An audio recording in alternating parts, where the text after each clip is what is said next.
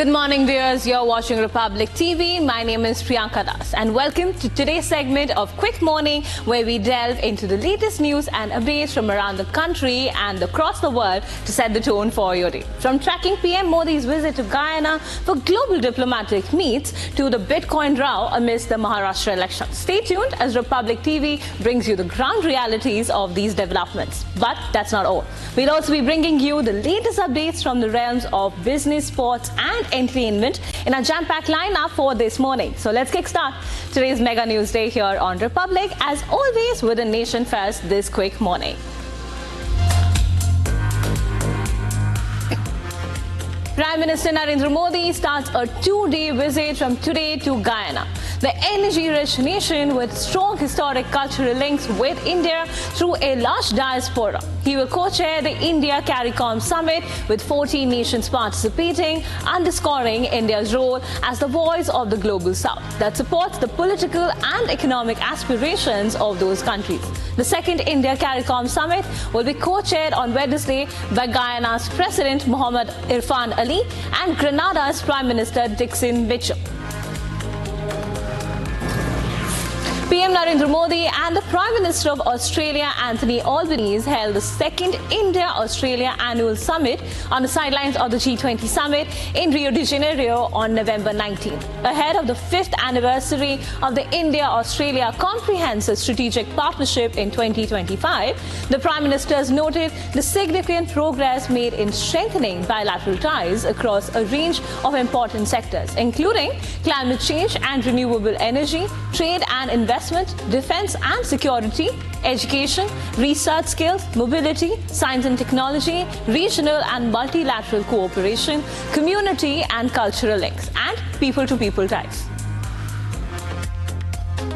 एक्टा के लागू होने के बाद पिछले 2 वर्षों में हमारे आपसी व्यापार में 40% वृद्धि हुई है।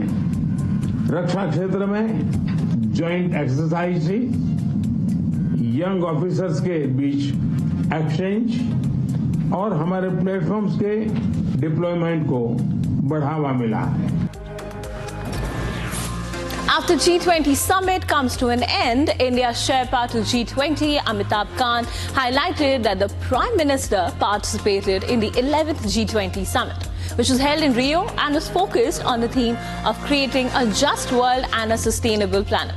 He noted that this year's G20 delivered a strong message in the fight against hunger and poverty. A key outcome of the summit was the launch of the Global Alliance Against Hunger and Poverty, with leaders from G20 countries and the heads of international organizations taking part. India has also become one of the 147 founding members of this alliance. And this was the 11th G20 summit in which the Honorable Prime Minister was participating. This summit in Rio had the overarching theme of building a just world and a sustainable planet. And this year, the G20 has delivered a very strong message on the fight against hunger and poverty. Voting for all the 288 seats in Maharashtra and the second phase of 38 seats in Jharkhand will be held today, in which the BJP and the I.N.D.I.A bloc parties are heading for close contest. In Maharashtra, the elections are crucial for both the Mahayuti, consisting of BJP, Shiv Sena and NCP, and Maha Vikas Aghadi, comprising Shiv Sena, UBT, Congress and NCP, that's Sharadchandra Pawar. The Mahayuti seeks to retain power, while MBA is hoping to avenge the fall of their government. The JMM-led I.N.D.I.A bloc in Jharkhand is also hoping to return to power, but the BJP is banking on a high-octane Hindutva campaign to oust them. Hours before voting in the 2024 Maharashtra Assembly elections, the Bharatiya Janata Party accused the NCP-SP leader Supriya Sule and Congress State Chief Nana Patole of being linked to a cryptocurrency fraud. Supriya Sule, a member of parliament from the Nationalist Congress Party led by Sharad Pawar, filed a cybercrime complaint with the Election Commission of India, denying allegations that she used Bitcoin to fund the current elections in Maharashtra. The complaint specifically targets Gaurav Mehta, and former Pune IPS officer Rabindranath Patil. Sule condemned the allegations, calling them an attempt to spread false information and manipulate voters just before the election. She criticized such tactics as disgraceful in a democracy guided by the Indian Constitution. In response, Rabindranath Patil, the former Pune IPS officer, claimed that Sule and Nana Patole had misused bitcoins from a 2018 cryptocurrency fraud case to finance the elections. अब ऐसा लग रहा है कि यदि वो वास्तविक अर्थों में चुनाव जीतने की कोई संभावना भी देख रहे होते तो इस प्रकार के किसी इलीगल सोर्स से धन प्राप्त करने का कोई विचार उनके मन में न आया होता। कहीं न कहीं यह पुनः दर्शाता है कि उनको हार दीवार पर लिखी हुई इबारत के रूप में दिखाई पड़ रही थी। यह आरोप उसको प्रमाणित करता है। Maharashtra Deputy Chief Minister Devendra Fadnavis has come to the defense of BJP General Secretary Vinod Taude. After Bahujan Vikas Aghadi leader Hitendra Thakur accused Taude of distributing money to voters at a hotel in Palghar on the eve of voting in the assembly elections. Fadnavis stated that Taude had only gone to the hotel to meet with party workers and there was no money involved or distributed. He claimed that the BJP candidate Rajan Nayak and party workers were attacked and Taude was being falsely accused. Hitendra Thakur, on the other hand, suggested that the hotel management was complicit with Taude and the BJP, noting that the CCTV footage was only activated after his request. And Taude was accused of attempting to bribe the voters. Following the allegations, a police team, including senior officers, raided the hotel where Taude was present and recovered 9.93 lakh in cash along with some incriminating documents. देखिए, विनोद तावड़े जी हमारे राष्ट्रीय महामंत्री हैं। वो वहां पर केवल कार्यकर्ताओं को मिलने के लिए गए थे। न कोई पैसा उनके पास था, न कोई पैसा मिला है, न कोई पैसा बांटा गया है। एक प्रकार से प्लान करके हमला बोला गया। हमारे ही जो उम्मीदवार है राजन नाइक, उनको मारा पीटा गया, हमारे कार्यकर्ताओं को मारा पीटा गया और एक माहौल इस प्रकार से बनाया गया। मैं तो ये कहता हूं कि कल जो पराजय दिख रहा है, उस पराजय को कवर करने के लिए ये सारी बहानेबाजी चल रही है। Viewers, tracking the top business stories for the day, we bring you the latest updates on India's economic landscape. As NTPC Green Energy rolled out its IPO with a 33% subscription rate to new norms by SEBI for IPOs. Stay tuned as we delve into the key highlights shaping the business world today. Capital market regulator SEBI, in a consultation paper released on November 19th, reviewed the listing framework of SMEs and made several recommendations. SEBI, in its consultation, has suggested the allocation methodology for non-institutional investors should be changed by discontinuing the proportionate allotment for the NII category. Instead, the regulator suggests the draw of lots allotment should be introduced as applicable for the retail category. The regulator has also proposed merchant bankers and stock exchanges to limit the offer for sale portion in the SME public issue to 20 to 25% of the total issue size. Currently, the success criteria of SME issues is considered to have a minimum of 50 allottees in the public issue. SEBI has suggested that this number be raised to 200 instead. The regulator has also suggested that from now on, monitoring agencies should be appointed even for an issue size of Rs 20 to 50 crore. The government has issued revised guidelines for capital restructuring of central public sector enterprises, mandating a minimum annual dividend payout of 30% of profit after tax or 4% of net worth, whichever is higher. These changes aim to ensure consistent returns for shareholders while enhancing financial flexibility. As for the new mandate, financial sector CPSEs, including the non-banking financial companies, must also adhere to the 30% profit after tax minimum subject to legal provisions. Now, CPSEs can initiate share buybacks if their market price remains below book value for 6 months, provided they have a net worth of at least Rs 3,000 crore and cash reserves exceeding Rs 1,500 crore. Exemptions from the guidelines will require DPUM's approval within the same financial year. Guidelines will be reviewed every 3 years to ensure they remain relevant to market dynamics. The central government is considering selling minority stakes in 4 state-run banks to comply with public shareholding norms mandated by the country's markets regulator, as per the government source. Now, the Finance Ministry is likely to seek approval of the Federal Cabinet in the coming months to dilute the stake in Central Bank of India, Indian Overseas Bank, UCO Bank and Punjab and Sindh Bank. The government owns more than 93% in Central Bank of India, 96.4% in Indian Overseas Bank, 95.4% in UCO Bank and 98.3% in Punjab and Sindh Bank as of end September, according to data on the BSE's website. Now, under the plan, there is consideration is to sell the stakes through an offer for sale in the open market. NTPC Green Energy Limited has announced to launch its IPO, aiming to raise rupees 10,000 crore while selling off 98.14 crore shares. The subscription window opened on November 19th and closes on November 22nd. The allotment procedure for the NTPC Green Energy IPO is set to end on November 25th, with a listing on the BSE and NSE scheduled for November 27th. The minimum bid quantity is 138 and maximum is 86.3 crore, and for qualifiers for institutional investors and 21.5 crore for non-institutional investors. The stocks would be issued at a face value of rupees 10 and a ticket size of rupees 1.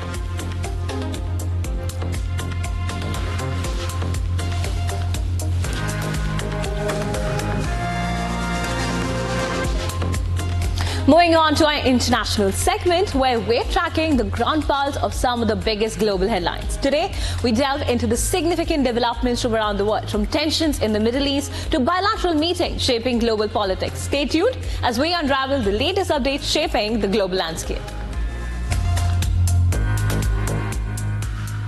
Britain's Foreign Minister David Lammy on Wednesday accused Russian President Vladimir Putin of having no interest in wanting to reach a just peace in Ukraine. His comments came as the world marked 1,000 days since Moscow launched its full-scale invasion of Ukraine in February 2022. Lammy also accused Putin of recklessly escalating the conflict by using Iranian ballistic missiles and North Korean troops, but pledged continued British support. His comments came at a time of escalation in the conflict, with Russia stepping up a series of deadly air attacks that have hit Ukrainian energy infrastructure and residential areas. Putin's war is not in fact going that well. Russia is almost 1,000 days into a war it thought it would end in days, and we should never forget that. Russia has suffered record numbers of casualties in the past 2 months, with numbers killed or injured due to exceed 1 million next year. Russia is slashing welfare payments and raising interest rates to levels not seen in decades, all to fund more arms. The United Kingdom told the United Nations Security Council on Monday that the world has failed in attempting to bring about a ceasefire in Gaza and Lebanon. Palestinian ambassador addressed the council once again, stressing the devastation Palestinians are facing and demanded the Security Council act to stop the war. Now, US ambassador told the council that Israel has achieved its goals in Gaza and the focus should shift to ensuring Hamas does not return to power. The situation in northern Gaza is a nightmare of disease, destruction, and despair. Over 300 aid workers have now been killed. It's the highest number in UN history. Amongst them are 3 British nationals whose families yearn for justice. More children have been killed in any recent conflict anywhere in the world. President Vladimir Putin on Tuesday signed a revised nuclear doctrine, declaring that a conventional attack on Russia by any nation that is supported by nuclear power will be considered a joint attack on his country. Putin's endorsement of the new nuclear deterrent policy comes on the 1,000th day after he sent troops to Ukraine. It follows US President Joe Biden's decision to let Ukraine strike targets inside Russia with US-supplied longer-range missiles. However, Patricia Lewis, head of International Security Program at the Chatham House, said she did not believe the revised doctrine had been signed in response to Biden's decision. So in the previous nuclear doctrine, the use of nuclear weapons by Russia would be triggered by an existential threat, a threat to the state of Russia, putting this Russian state in jeopardy, as it was called. This new nuclear doctrine lowers that threshold considerably to a threat to the territorial integrity. And it specifically talks about the conventional weaponry that could be used in that threat, such as missiles, such as drones, such as other types of conventional weapons. Ukrainian President Volodymyr Zelensky presented a resilience plan in the parliament on the 1,000th day since the beginning of Russia's invasion of Ukraine. The move comes weeks after the Ukrainian president introduced his victory plan to allies, which received mixed reactions abroad and in Ukraine, where citizens called on the president to take decisive steps to strengthen the country's ability to resist. He stated that pivotal moments for Ukraine would come in 2025 and urged the country to ensure that no one around the world doubt their resilience. Poland's foreign minister said that the 5 largest countries of the European Union backed a proposal on Tuesday to issue joint defense bonds to bolster the bloc's defense industry. Speaking during a joint news conference with his German, Italian and French counterparts during a meeting of the foreign ministers, described the development as a big deal. Russian President Vladimir Putin on Tuesday signed a revised nuclear doctrine declaring that a conventional attack on Russia by any nation that is supported by nuclear power will be considered a joint attack on his country. It follows US President Joe Biden's decision to let Ukraine strike targets inside Russia with US-supplied longer-range missiles. Iran's foreign minister said on Tuesday that his country considers itself fully entitled to respond to an attack by Israel in late October.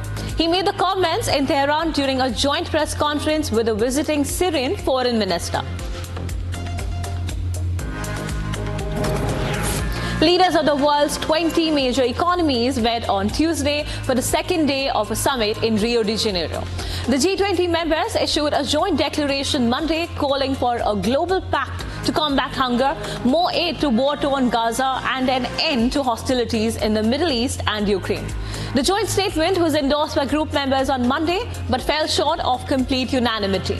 It also called for a future global tax on billionaires and reforms to allow the eventual expansion of the United Nations Security Council beyond its 5 current permanent members. The 3-day meeting in Rio de Janeiro ends on Wednesday.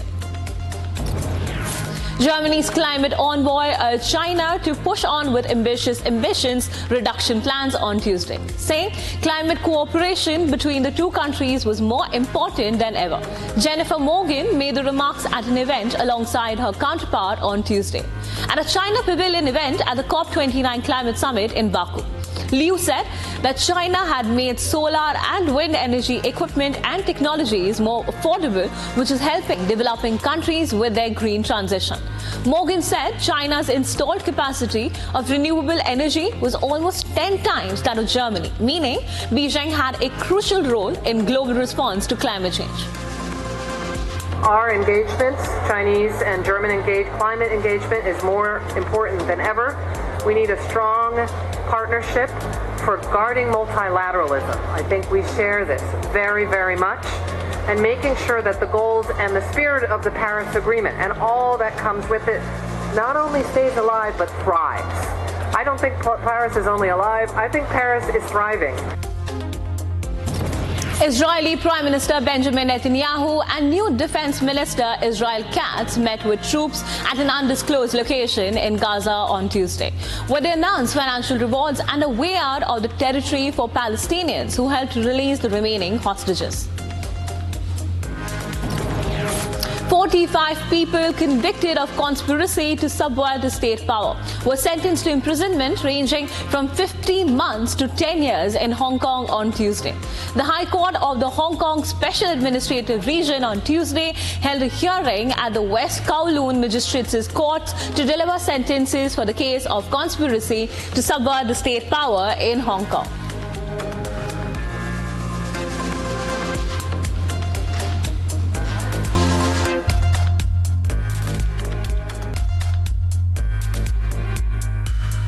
Alright viewers, it's time to dive into the world of sports with our segment dedicated to the action-packed highlights and exciting matchups. Today, we bring you the latest updates from the world of cricket. Keep listening to all the buzz right here on our sports segment. Defending champions India continued their unbeaten run and defeated Japan 2-0 to enter the final of the Women's Asian Champions Trophy hockey tournament. Vice captain Navneet Kaur converted a penalty stroke in the 48th minute, while Laram Sai struck from field play in the 56th minute for India, who had plenty of scoring chances, including 13 penalty corners. South African pacer Gerard Coetzee has been reprimanded for showing dissent at the umpire's decision during the 4th T20 International against India in Johannesburg, the ICC said. The incident took place when Coetzee made an inappropriate comment to an umpire after a delivery was called wide. In the 4th T20 International between South Africa and India, Gerard Coetzee was found to have breached Article 2.8 of the ICC Code of Conduct for Players and Player Support Personnel, which relates to showing dissent at an umpire's decision during an international match. Describing how it feels facing Bumrah in just one word, one of Australia's chief tormentors, Travis Head, just said that it was impossible to get the better of the Indian speedster. Head said that Bumrah is always one step ahead of every batter and is the X factor of the Indian team. Team India are currently in Australia for the upcoming Border Gavaskar Trophy 2024-25, which is scheduled to start from November 22nd. India captain Rohit Sharma, who was recently blessed with a baby boy, will most likely join the squad before the first test. Apart from Rohit, India veteran speedster Mohammad Shami, who made his cricketing comeback through Ranji Trophy 2024, might also travel alongside Rohit. The veteran pacer will most likely join the India squad for the second test match.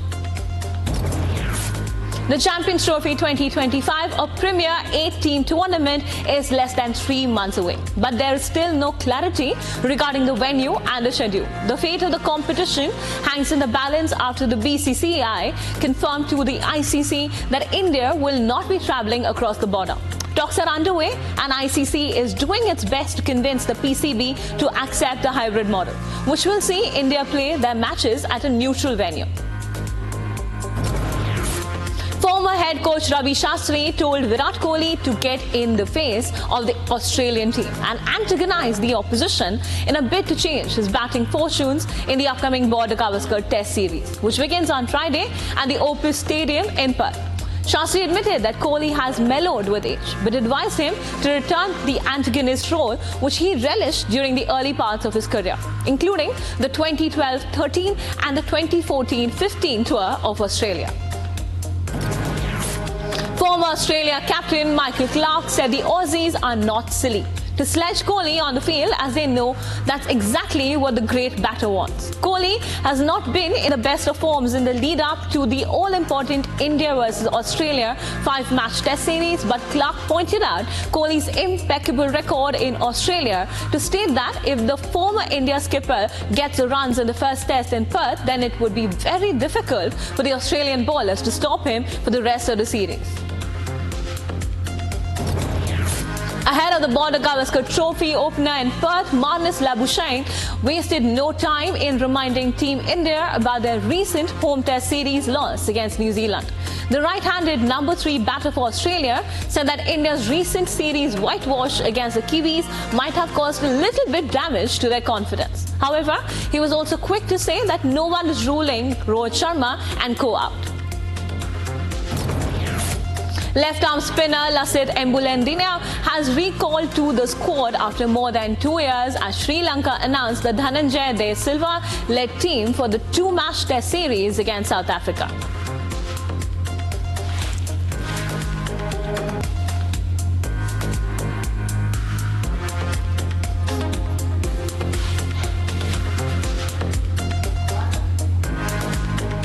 Tracking all the buzz, it's time to delve into the world of entertainment. Today, we bring you highlights from the Governor's Award, where actors take part on the Vikrant Massey's latest release, the Sabarmati Report, garnering praise. This and more as we unravel all the latest updates from the entertainment industry this morning. Arthur Frommer, the pioneering travel expert whose Europe or $5 a day revolutionized budget travel and opened the world to generations of Americans, has died at 95. Frommer, who passed away from complications of pneumonia, was a passionate advocate for affordable, authentic travel, encouraging ordinary travelers to experience the world without breaking the bank. His iconic guidebooks, which began in 1957, helped shape modern tourism by promoting budget-conscious options like inns, local eateries, and public transportation. Frommer's legacy lives on through the continuing influence of his brand, which remains a trusted resource for travelers worldwide.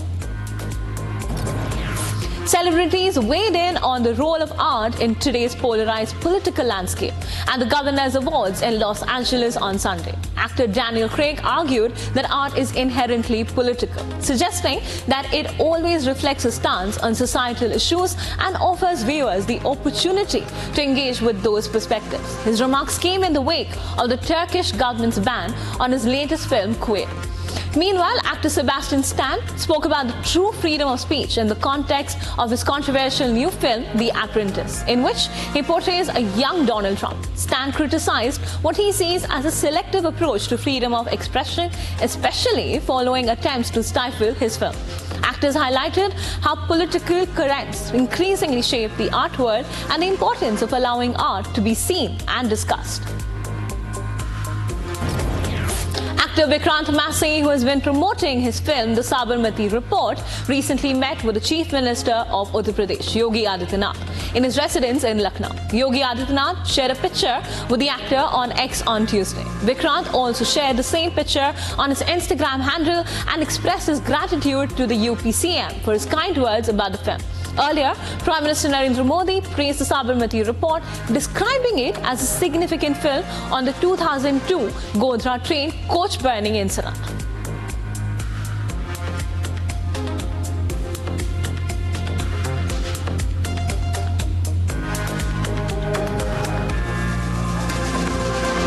Viewers, and that's a wrap for today's segment of Quick Morning. But don't go anywhere, as we'll be right back tracking the top headlines and biggest stories from across the globe only on Republic TV.